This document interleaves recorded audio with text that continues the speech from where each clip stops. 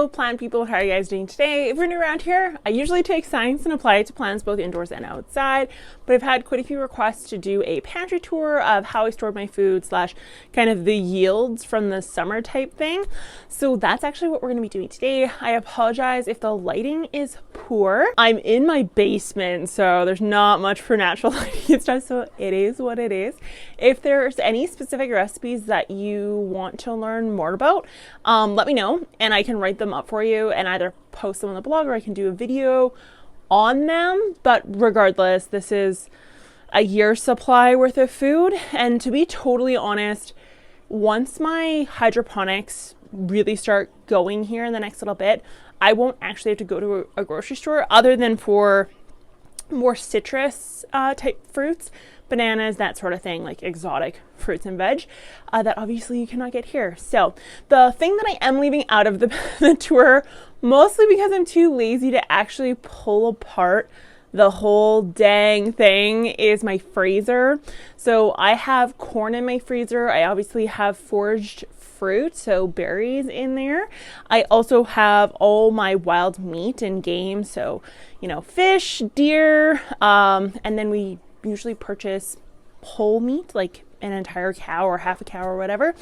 So that's also in my freezer, which I'm not going to be showing because it's going to be a lot of work for me to actually like dig in there and pull all that stuff out. It's so disorganized right now. It's absolutely ridiculous, but I hope you guys can gain some insight into kind of how I do this, and some hacks that I have. So I also have some things that I want to like change and whatever. Like I said, this is like completely unedited, so you're literally gonna see it for what it is. In the far corner here, you can't see it because this is in the way, but I have my pickles. Now I do pickles two different ways. I do regular pickles and then I do like a spicy pickle, which are the ones that have kind of the peppers in them that you can see up top. And then I also did pickled zucchini this year. It's supposed to be pretty darn crunchy, so that's supposed to be pretty tasty. And then if I didn't pickle the zucchini, I also did zucchini just pressure canned, and I mean the texture is not the same because it's obviously pretty heavily cooked at that point. However, for like soups and stuff, it's pretty tasty, especially if you mix in your garlic and stuff beforehand when you go to actually pressure can. So a little bit further in, I have pears. Now these are actually from Saskatchewan. My friend has a pear tree in her backyard, and it's probably from the U of S. There's cold climate fruit trees out there, and pears are one of them. And so I'm assuming that's where that tree is from. Obviously she, you know, bought the house, someone else had owned it prior to, so we don't know the exact origins, but they're just cinnamon pears. They're really tasty just to eat straight up. You can make pies out of them, put them in smoothies, whatever the case is. I go really light sugar on those just because on all my fruits, because if I wanted more sugar I can add it, so you can, you know, pull back on the sugar when you actually do these. So these are peaches. I bought a ton, something like 40 some pounds of peaches this year. So that's basically all these. And now this is where I'm a terrible homesteader. You're not supposed to stack cans. It's like super bad, because if one let go, it could technically reseal itself and then you're gonna die from botulism. So don't follow what I'm doing. It's a bad choice. And not right at, and this, you're not supposed to leave the rings on. It depends on the day. Sometimes I leave the rings on, sometimes I don't. Eventually they all get removed when I have enough time. But yeah, initially they just go in on the shelves with rings on, and then when I have a few spare moments, I'll go in and take the rings off. So I actually store my cans on, or my jar, these things, on a rope. And it's really easy to get to them after. But yeah, don't do that either. You're not supposed to do that. So after that, I have pickled cherry tomatoes. I have quite a few cans of those. Like that goes all the way to the back. And then I have, these are new. So these ones are the pineapple zucchini. Same texture and flavor as pineapple. Now the FDA proper way of doing this is that these are supposed to be done with pineapple juice. People say you can do them with like mango and stuff. However, that's technically not approved by the higher power. So do that as you please. And then green beans, you can freeze these or pickle these or pressure can these. So if you pressure can them, they're soft. If you pickle them, they're crunchy. If you freeze them, they're pretty much identical to if you pressure can. One thing I will say is anything that goes in the freezer, so corn, that sort of stuff, I will eventually pressure can it. I initially freeze it for just the purpose of processing it quickly. But when I have time during the winter, I will pressure can it, because if the power ever went out, technically you'd lose all that food. And then also ultimately it just freezer space, and having like a freezer plugged in is obviously more expensive and takes up more space, in my opinion, than just putting it in a can.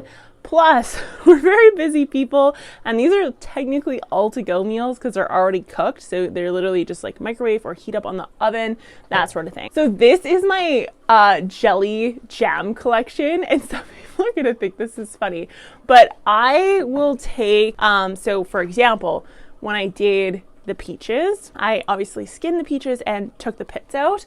And then from that, this is corn cob huskers syrup. I have to reprocess this. It didn't solidify. This is just berry jam, so some leftover frozen berries I had. This one is from the peaches, so it is a jam, and it's made from the pits and the peels. So it's a pit peel jelly jam, or peach jelly. It's actually really good. And then this one also is a peels and cores from apples, which I'll show you down here. When I made my apple pie filling and just like sugar canned some of my apples, I made the pits and the cores and the peels. And this one's really good to add some cinnamon to that, so it's actually got like a really like Christmassy type vibe. And yeah, so this is just like my montage of jellies and jams. They're nice to have for like putting on ice creams, toasts, all that sort of stuff. Like, you don't have to limit yourself.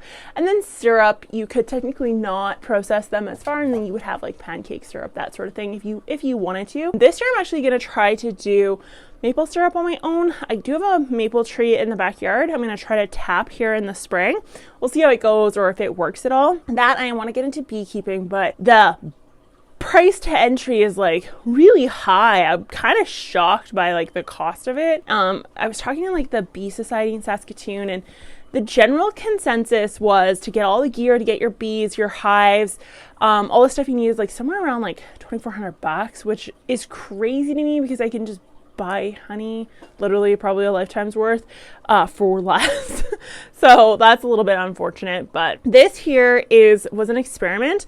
So this was soapberry. It's also called buffalo berry, and so I made it into a jelly. You can apparently make this into ice cream. It's called, and this is like the name of the ice cream, I'll literally pop it on the screen, but it's called, starts with an I, ends with an N. In Canada, it's in proper terminology, and the US it is proper terminology, but it's First Nations ice cream is what it's called, and it's literally like frothed up. It's a cool fruit, really. They used to flavor pemmican jerky, beef jerky, what we call beef jerky now. Pemmican is what they used to flavor it with, the soapberry or the buffalo berry. So I decided to forge some this year and turn it into some jellies and jams. There's more at the back, either that or Bob's eaten it all, which does not shock me at all because it's actually really, really tasty. So when we go down a level, I don't know how far I'm going to be able to get my camera to go, but so in this corner, this is new. So this I never did before because I just got a pressure canner here like a year ago. Which is like a huge deal because they're kind of expensive. It's like a total dynamic shift from water bath canning anything. But I just recently started trying to figure out, like, when I do stuff in the freezer and I process it, if I can't fill up the pressure can fully, they'll say like put an empty jar in with water, which seems wasteful. So I found a really easy way to can beans. And so if I have empty space in my pressure canner, I literally just throw in a can some beans up.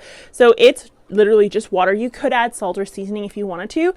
So I did, every time I do a pressure can, I will throw in chickpeas. I have like a giant a giant bag of kidney and a giant bag of black beans that I just bought because I'm going to be pressure canning quite a bit here over the winter, and I just want to have those beans on hand so I can pressure can them as needed. So I got some giant bags of these, but ultimately, I mean, that'll work out pretty good. And then in this corner, I have my tomato sauces. I have like one person sauce because I'm actually not by myself quite often. So having something like that just for one person is pretty important. And then this one here again is like a 2-person or more type pasta sauce. This one, there's another, don't do this unless you want botulism one. So I tried pressure canning basically a stir fry mix. It was carrots, onions, and broccoli. You're not supposed to pressure can broccoli. There's nothing to say that it's supposed to do it or that you're supposed to do it. And the other thing I will say is it turns it to pretty much mush. So it's not, I mean, yeah, it's not a stir fry anymore. It's more of like a soup type situation because I'm just going to blend that up at this point. It didn't turn out very well. I probably won't do it again. It sacrificed too much flavor. But what I did figure out was that broccoli or cauliflower can be, this is not cauliflower. This one is cauliflower, can be pickled. So this is actually super tasty. You can do this with any sort of cauliflower. So this is my cauliflower, just like simply pickled.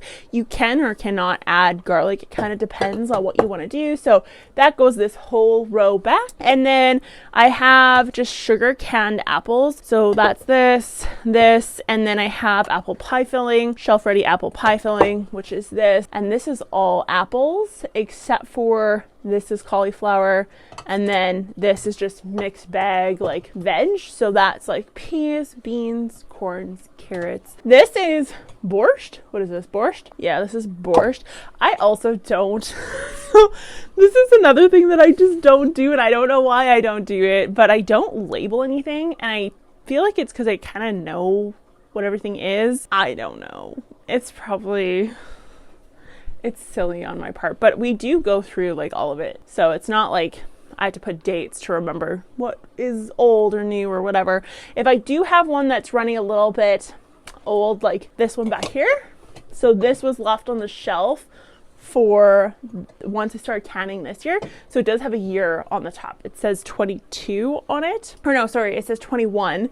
Because it was from last year, so it has to be eaten here pretty shortly. Some people like to pull from the front, but when I'm in a rush, I just stack it up and I just write on the lids. And because my shelves are spaced out so far, which is incredibly inconvenient, it's just how I bought the house. It just came like this, but because they're so open, I can see the dates, so I can just yank that out. I don't have to have it stacked front to back.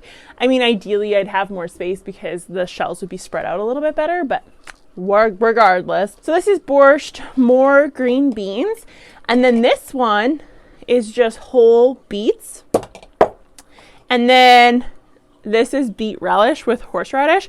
So I went and shredded up a whole bunch of horseradish. It's sitting in my fridge right now. Holy moly, she's a spicy meatball. I didn't put much horseradish in there, but it definitely cleans out the sinuses. And beets, the reason why I've processed pretty much all my beets, I have like another batch that I want to ferment, is because they don't store particularly well. Just a heads up, even if you have a cold room, I just don't find they store as well as some of the other ones. So, and then this bottom shelf, I'm not gonna be able to get you guys down there, but I'll show you some B-roll of what's there. So I have dehydrated milk, like skim milk, that I just use the vacuum sealer on. And then I have apples, whole apples. Now these are crab apples that I foraged out of what would have been an old building, like an old farmyard, and so I don't know like the origins of them or anything like that, but my father-in-law kind of said like this is on our land and someone used to live here. I know there's crab apples in there, so I kind of wandered in there and I brought my bear dog, poor Betty. She protects me. And yeah, we just grabbed some out of there and I canned them up. They're drastically different tasting. Like they're flavor city compared to fruits and vegetables you get now. It's crazy how different they are. But they're so tiny they're difficult to process, so I just canned them whole. And my hope here is that when you just go to eat them, you don't really notice the seeds as much. He said his mom used to do them that way and no one really noticed, so we'll see how they turn out. But yeah, and then other than that, I have these ones I want to show you up close. So these are my carrots. So these are pressure canned as well. And I got a really cute cutter.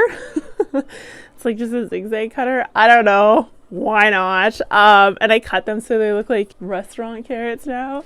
But yeah, you can use that for soups, stews, like just pop them in the microwave, that sort of thing. And then yeah, I have more pasta sauce, salsa, more borscht, and then I have homemade beef stock. I leave my onions in my beef stock, and this may be another like huge no-no in the world of canning. Who knows? I've always done it though. My grandma does it. I leave the onions in because it's a really quick French onion soup. If you like French onion soup, then that's a super fast way to make it. You just leave the onions in, and then if you want a beef stock that doesn't have the onions, you just like strain the onions out. It's really, really simple. So that's kind of fun, but we'll move over to the next room. Okay, so I lied. We're not gonna go to the next room because the lighting in there is like really bad. So I'm just gonna show you here what's there, and we'll pan over and show you how much of it I have. So first up is just pickled jalapenos. These are really good on sandwiches, like really good. I really like them on sandwiches. No one I know likes spicy, so I don't do a ton of spicy stuff, but I like spicy foods. So I will pickle them whenever possible. Peppers do well pickled. I mean, they really don't lose their crunch. They don't lose flavor. They're pretty darn good. So that one's one I recommend. People say you can freeze them. Yeah. Meh. It depends. I don't find them as tasty when you freeze them. And I find the outer skin kind of is like really oddly textured to me. So canning is the route that I went with those ones. I also have Condiment Central. So I'll show you how much condiment I have. But relish is one of those things that we just go through like crazy. I don't know why. My husband puts this on everything. So if there's ham, pork, chicken, like he just puts relish on it. I don't know. He's a condiment monster. So this is just zucchini relish. You can make like obviously cucumber relish and that sort of thing. I just didn't have enough cucumbers this year. I pickled all of them. Next year I over pickled though. So like next year I'm going to do relish. And then the other one I have is pressure canned deer meat. So this is unflavored, and then you can flavor it up as needed. So if I need to make like burgers or tacos or whatever, you season it as you need. I get that some people will not go for this. It's gross to some people, the idea of this sort of meat. So I get that. But it's convenient. It doesn't take up space in the freezer. So that's good for me because I'm like a deal hunter when it comes to like chicken and that sort of stuff. So if like chicken's on sale, like I'm buying a buttload of it. And that's because Saskatchewan, you can't raise birds at all. Not for eggs, not for meat, nothing. So yeah, anyways, I will show you kind of cold storage now, what that looks like. So I currently have a fan going in here because I am curing these, but this is kind of the potatoes in this area. I do need to move them now at this point. So that first one I showed you was potatoes. Now that's gonna be like way more than what we need. We're not huge potato people. We're more rice pasta type folk. I don't know why. We like our potatoes, but we just don't love our potatoes, I guess you could say. So when I cure them, and this is really important if you're gonna do this for storage, is I will put them on like a basement floor. So it's about 10 degrees on the floor, and I will leave them there for about 20 days. After they're cured, then they go into cold storage. You don't want to put them to cold storage to cure because you want to harden up that skin. And the purpose of that is so that they don't get bruised or bumped or scratched and allow for infection to set in. So I did a video on like lenticle spot infection and that sort of thing. So I mean, you could check that out if you wanted to, but the process for curing them is really, really simple, but very, very important. Okay, so this is going to be terrible filming, but this is my spaghetti squash storage. It kind of goes all the way to the back. These apples I actually just brought back from the Okanagan. So there's that. And then these are how I store some of my carrots. Some I store in the fridge, some I store in here. But essentially you just plant or treat them like a perennial, and you plant them. and you water them and that sort of thing. So that's how I'm storing them. You can see when they start getting these tops off, all I do is I just break them off and they stay nice and firm. So then I have my ferments in here as well, and this is literally under my steps. It's just insulated. Okay, so in here is my hydroponics. So I have lettuce, leafy greens, I have some cherry tomatoes with red robins, and then I have patio cucumbers growing and that sort of thing in this basement portion, and then I have my herbs upstairs. Okay, and then I have my little microgreen setup. So this one I actually got off Amazon. It's just called Just Smart is what it's called. And yeah, so I'm just doing a whole bunch of different herbs in here. You probably saw that I froze, or no, I didn't show any of my frozen stuff. So frozen stuff, I have lettuce, kale, spinach, kale, collard greens frozen. I have herbs frozen, and then I have herbs dehydrated as well. They just don't taste the same, so I do them fresh because they're a treat. And then I also have my sprouts and my microgreens, which I also did a video on. Great way to save some money on salads, and supposedly more nutritionally healthy or dense. I'm not sure which is the proper word there, because I'm not a human scientist. But yeah, I hope you guys enjoyed the video. If you did, be sure to give it a thumbs up, hit that subscribe button, and comment down below what your food storage looks like, how long it lasts you for, how many times a week I guess you dive into it. Is it daily, once a week, that sort of thing. And so you were asking about my deer hide tatting. This is it right here. This is, one of them.